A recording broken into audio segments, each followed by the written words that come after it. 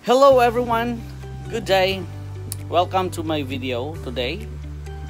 At sa subong nga time, ang aton nga pagistoryahan diri is about ang natabo sang Biyernes. The unexpected day, ang Friday. Because first of all, ako ang mang surprise.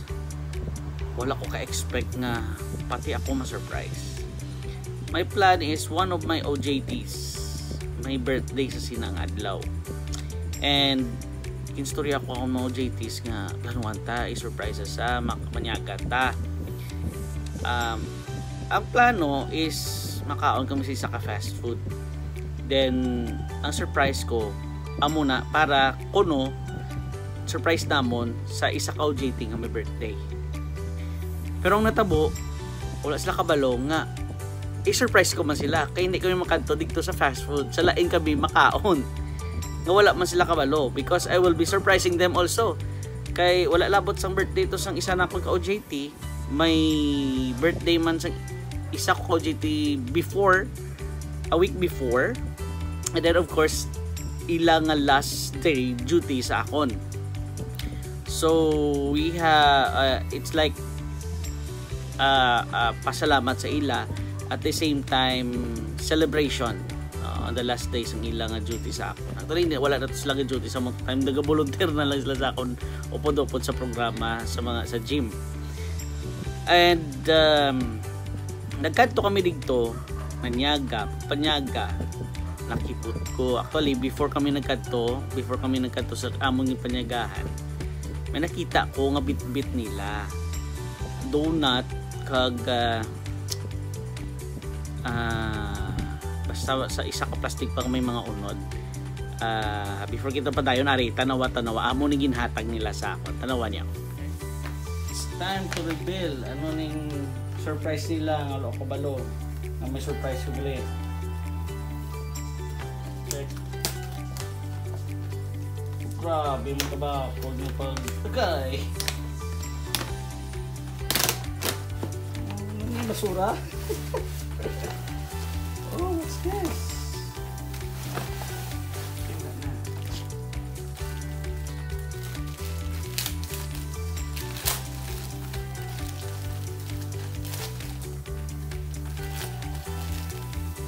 Panyo.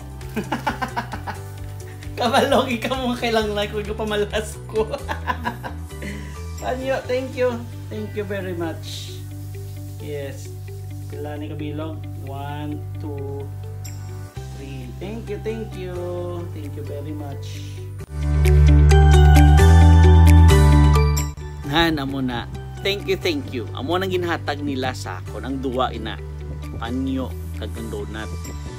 Nga wala ko nag-expect nga para gali sa akon. Kaya abi ko kay birthday syempre sang isa sa amon, abi ko iya to.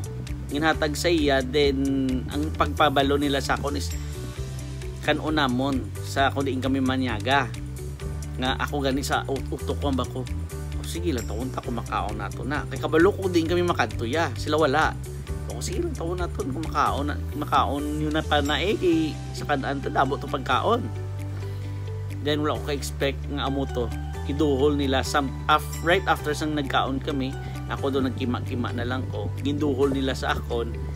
And I'm so surprised nga may ginduhol sila sa akon. Lagi ko nag-expect nga sa akon to ang ginabit-bit nila. Ato lagi na balang ko sa ang gitala nyo pa dire ka pwede mo lang ninyo na ihatag sa akon sa opisina kay mabalik man ta sa opisina.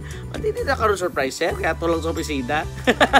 Gani may so sakto man nila nga timing kay na surprise ko to. So yes, to my OJTs, thank you very much sa inyo. Adi, Eda, Dora, and Jevy, thank you very much sa inyong surprise nga wala ko nag-expect nga may surprise man ko. Actually nahatabo man sa iban ko nga mga batch nga may mga surprises man silang ginobra sa akon. So thank you very much sa inyo. Thank you very much sa current OJTs ko, my third batch of OJTs. Thank you gid. Okay. Para sa inyo simple na ang ginhatag niyo sa akon panyo But it's special. Basta may ginahatag sa kon, mas sulat lang gani. Very special. Next time, updoon ko si BJ ha. Updoon ko si BJ. Sa mga wala nagpati nga may mga naghatag sa akon sa mga letters ang una. Binyog ni pangaboy ko tagong tago. Ara pa niyapon. Next time, sa next nga video, papasahon ko si BJ sang mga letters nga ako na-receive sang una. Dugay-dugay na. High school pa ko since high school. Sa nag-college ko, ari pa di ang mga letters. So, yes, thank you. Thank you very much as surprise. And more surprises soon. So, thank you very much and happy graduation in advance. Kung sang last time to, ginstorya ta ka mo about sa sa inyong graduation nga ma-control pa ko. No. Hindi na ako magpasugot. I will be there operating the sound system para sa inyo. Happy graduation in advance sa inyo mga graduates, sa akong mga OJTs. And God bless you on your next journey. So everyone, thank you for watching. See you again on my next vlog. Bye-bye.